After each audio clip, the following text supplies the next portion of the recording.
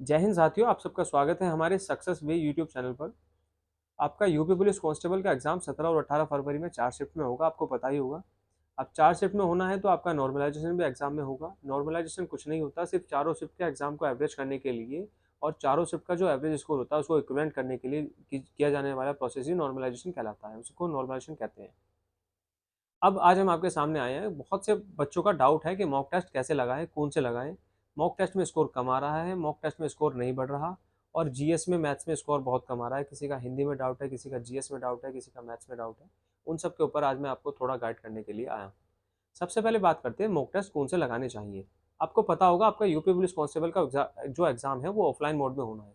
Offline mode में होने का मतलब ये है कि आपको ओएमआर शीट भी फिलअप करनी होगी।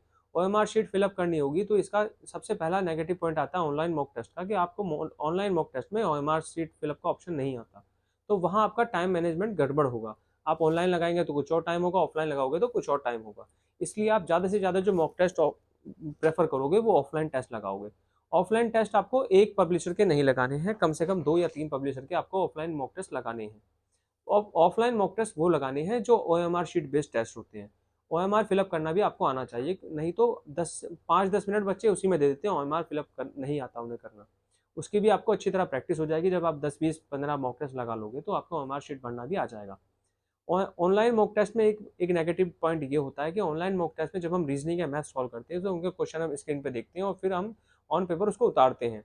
उतारने में थोड़ा टाइम जाता है, उस क्वेश्चन को सॉल्व करने में थोड़ा टाइम जाता है। ऑफलाइन मॉक टेस्ट में क्या होता है कि क्वेश्चन देखा हमने, वहीं के वहीं पेपर पे हमने उसको सॉल्व कर दिया और सीधा ओएमआर शीट पे फिलअप कर दिया।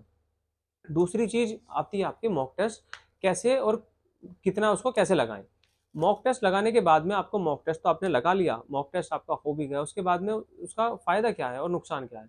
मॉक टेस्ट से देखिए नुकसान कुछ नहीं होता, फायदा ही फायदा होता है। मॉक टेस्ट एक डेमो होता है, आपके एग्जाम प्रेशर को झेलने वाला डेमो जो होता है उसलिए होता है कि आपको 2 घंटे में किस तरह अपनी परफॉर्मेंस निकालनी है, किस तरह अपने आपको प्रिपेयर करना है, किस तरह आपको पेपर को फेस करना है। इसलिए आपका मॉक टेस्ट होता है। अब 2 घंटे में आपका आपका जो बेस्ट निकलना चाहिए वो मॉक टेस्ट की प्रैक्टिस से निकलता है। अब 2 घंटे में आपको मॉक टेस्ट लगाने हैं। मॉक टेस्ट लगाने के बाद में इसका एनालाइज करना है। एनालाइज कैसे करना है, ईच एंड एवरी सब्जेक्ट का आपको अलग अलग पोर्शन निकालने हैं। हर सब्जेक्ट में आपको टॉपिक देखने हैं, किस टॉपिक से मेरे क्वेश्चंस गलत हो रहे हैं, किस टॉपिक से मेरे क्वेश्चंस कम गलत हो रहे हैं। जो क्वेश्चंस आपके जिस टॉपिक से ज़्यादा गलत हो रहे हैं उस टॉपिक को आप हाईलाइट करिए, उस टॉपिक को आप दोबारा रिवाइज करिए। आपने नहीं पढ़ा तो आप उसे पढ़ सकते हैं, केवल वो टॉपिक जो आपका बिल्कुल गलत हो रहा है। नया कुछ नहीं पढ़ना अभी ज़्यादा, कि कुछ क्वेश्चन गलत हो रहे हैं तो उसे आप पूरा मत पढ़िए, ऊपर ऊपर से पढ़ लीजिए क्योंकि इतना टाइम अभी आपके पास में है नहीं। उसका एनालाइज करिए। दूसरी चीज़, फिर दूसरा सब्जेक्ट लीजिए, उसका भी आपको सेम यही करना है कि क्वेश्चंस को देखने हैं क्या सही हो रहे हैं और क्या गलत हो रहे हैं। जो सही है वो तो आपको पढ़ना है ही नहीं, उसे रिवाइज कर सकते हैं, अच्छी बात है। और जो आपके गलत हो रहे हैं, जो आपके थोड़े बहुत क्वेश्चन गलत हो रहे हैं उसे आप रिवाइज करिए। फिर मॉक टेस्ट एनालाइज करने के बाद में आपको मॉक टेस्ट के मार्क्स से डरना नहीं है। किसी के 150 मार्क्स आ रहे हैं, किसी के 160 आ रहे हैं, या इनफैक्ट 120-30 भी आ रहे हैं, तो आपको डरने की या घबराने की कोई बात नहीं है। एक तो अभी आपके पास में 19 दिन बचे हैं। दूसरी बात, मॉक टेस्ट डिसाइड नहीं करता कि आपका सिलेक्शन होगा या नहीं होगा। मॉक टेस्ट सिर्फ एक आईना होता है कि आपकी प्रैक्टिस को दिखाने के लिए कि आपकी प्रैक्टिस कैसी है एग्जाम में बैठने के लिए। मॉक टेस्ट में आप जैसा स्कोर करेंगे वहाँ जरूरी नहीं है वहाँ सेम स्कोर होगा। किसी का मॉक टेस्ट में 250 आके भी सिलेक्शन नहीं होता और किसी का मॉक टेस्ट में 150 आने के बाद में भी सिलेक्शन हो जाता है। तो मॉक टेस्ट देने के बाद में घबराना बिल्कुल नहीं है।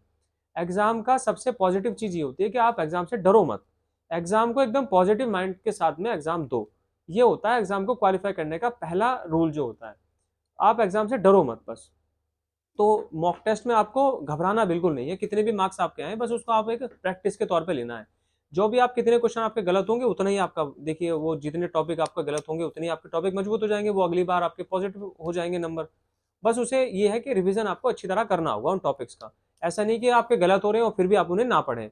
जो टॉपिक आपके बिल्कुल गलत होते हैं उन्हें तो आपको 100% पढ़ने ही पड़ेंगे। जीएस में भी और हिंदी में भी दोनों सेम चीज है ये। हिंदी में भी जो आपके टॉपिक्स गलत होते हैं उनको आप तो दोबारा पढ़ें और रिवीजन करें। जीएस में भी जो आपका टॉपिक गलत होता है उसको दोबारा पढ़ें और रिवीजन करें। रीजनिंग और मैथ्स का कुछ ऐसा अलग बताने की चीज है नहीं। रीजनिंग में आपको सिर्फ प्रैक्टिस प्रैक्टिस और प्रैक्टिस, यही चीज है। जो कोई एक दो चैप्टर ऐसा होता है जो टीचर की हेल्प लेने वाला होता है, जैसे कैलेंडर हो गया, क्लॉक हो गया या डाइस हो गया, ऐसे 2-4 चैप्टर हैं वो आप टीचर से हेल्प ले सकते हैं, यूट्यूब से हेल्प ले सकते हैं अगर आप उनमें ज़्यादा वीक हैं तो। और आपने अगर पढ़ रखे हैं तो सिर्फ उनकी आप प्रैक्टिस कीजिए। अगला आता है मैथ्स। मैथ्स में जिन बच्चों का स्कोर होता है कम, वो बच्चे डेली प्रैक्टिस सेट आता है गगन प्रताप सर का और आदित्य रंजन सर का, वो प्रैक्टिस सेट लेना स्टार्ट कर दे अगर उन्होंने नहीं लिया। वो शायद उनका 10 दिन हो गए हैं चलते हुए प्रैक्टिस सेट को, वो उन्हें पुरानी वीडियोस भी देख सकते हैं उनकी। और जो चैप्टर आपका ज़्यादा वीक है उस चैप्टर पे आप कमांड करिए, उनका प्रैक्टिस सेट डेली लीजिए। इतना भी आप कर लेंगे और मिनिमम आपके 7 से 8 चैप्टर तो ऐसे हैं जिनमें से एक एक दो दो क्वेश्चन आता है, वही आपके 10-11 क्वेश्चन इजिली सॉल्व करा देंगे। जिन बच्चों का मैथ्स में स्कोर बहुत कम आता है, मैथ्स बहुत आसान आता है यूपी पुलिस में, बहुत एवरेज और बहुत आसान मैथ्स आता है। आप अगर एक एवरेज स्टूडेंट हैं तो आप इजीली 15 से 16 क्वेश्चन 20 में से सॉल्व कर सकते हैं मैथ्स के। मैथ्स के 15 से 20 क्वेश्चन, 15 से 16 क्वेश्चन सॉल्व करने के लिए आपको एक तो डेली प्रैक्टिस सेट करना होगा। एक कुछ लिमिटेड चैप्टर्स हैं जैसे परसेंटेज हो गया, प्रॉफिट एंड लॉस हो गया, और आपका रेशियो प्रोपोर्शन हो गया, नंबर सिस्टम हो गया, टाइम एंड वर्क हो गया, टाइम एंड डिस्टेंस हो गया, ये 5-7 चैप्टर हैं, रेशियो प्रोपोर्शन हो गया।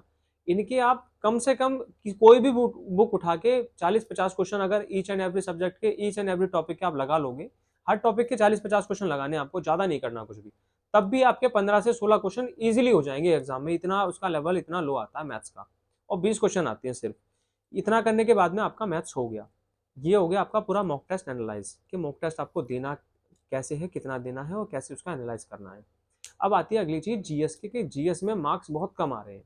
जीएस में देखिए, जीएस आपकी एक दिन में तो पढ़ी नहीं जा सकती कि एक दिन में या एक महीने में आपकी जीएस कंप्लीट हो जाए। जीएस एक बहुत वास्ट सब्जेक्ट होता है अपने आप में, उसके अंदर कई सारे सब्जेक्ट होते हैं और अपने आप में वो सब्जेक्ट बड़े होते हैं काफी, तो इतना ईजी तो होता नहीं है जीएस मेंटेन करना।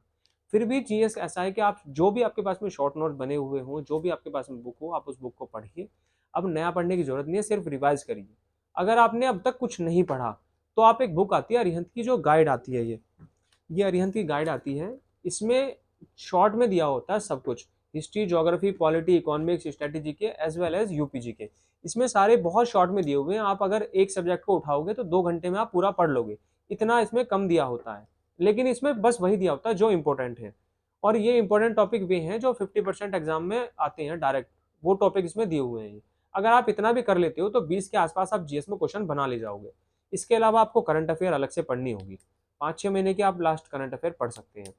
जीएस में अगर आपको कोई इससे अलग कोई डाउट आता है कि भाई याद नहीं होता है, कोई इंपॉर्टेंट आपको नोट्स चाहिए, पीडीएफ चाहिए, तो आप हमारे टेलीग्राम पर जुड़िए और हमसे कांटेक्ट करिए, हमसे मैसेज करिए, टेलीग्राम पर मैसेज करिए, हम आपको पीडीएफ और जीएस से रिलेटेड नोट्स, अपने हैंड रिटन नोट्स अवेलेबल करा देंगे। बहुत बच्चे उसमें जुड़े हुए हैं, वो हेल्प ले रहे हैं। और ये तो रही जीएस की और मॉक टेस्ट की बात। अब ये अगली चीज आती है कि जीएस में हम सर याद नहीं रख पाते। जीएस का एक रूल होता है, जीएस का MTR, multiple time revision. GS multiple time revision मांगता है, आप कितना भी पढ़ लो, जब तक आप रिवीजन नहीं करोगे तब तक आपका ये जीएस अच्छा नहीं होगा।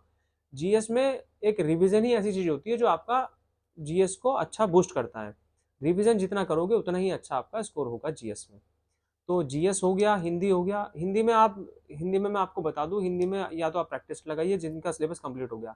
जिनका सिलेबस कंप्लीट नहीं हुआ वो आदित्य की बुक या लूसेंट की बुक, कोई भी बुक उठाइए और उसके जो सा चैप्टर आपका नहीं हुआ उसके क्वेश्चंस लगा लीजिए, 250-300 क्वेश्चन लगा लीजिए। हर हर चैप्टर में 250-300 के आसपास क्वेश्चन होते हैं। वो क्वेश्चन आप लगा लोगे तो आपका चैप्टर लगभग कंप्लीट सा हो जाएगा। उसके बाद में आप पीवाईक्यू या मॉक टेस्ट लगा सकते हैं। फिर रीजनिंग आपकी प्रैक्टिस होनी है, मैथ्स के बारे में मैंने आपको बता ही दिया। इससे अलग अगर कोई भी अगर आपके पास डाउट है वो आप हमें कमेंट कर सकते हैं, टेलीग्राम पे मैसेज कर सकते हैं। हमारे टेलीग्राम को फॉलो करें, हमारे इंस्टाग्राम को फॉलो करें, हमारे यूट्यूब चैनल को सब्सक्राइब करें। और कोई डाउट आता है तो हमें मैसेज करके बता सकते हैं, कमेंट करके बता सकते हैं। जय हिंद, जय भारत।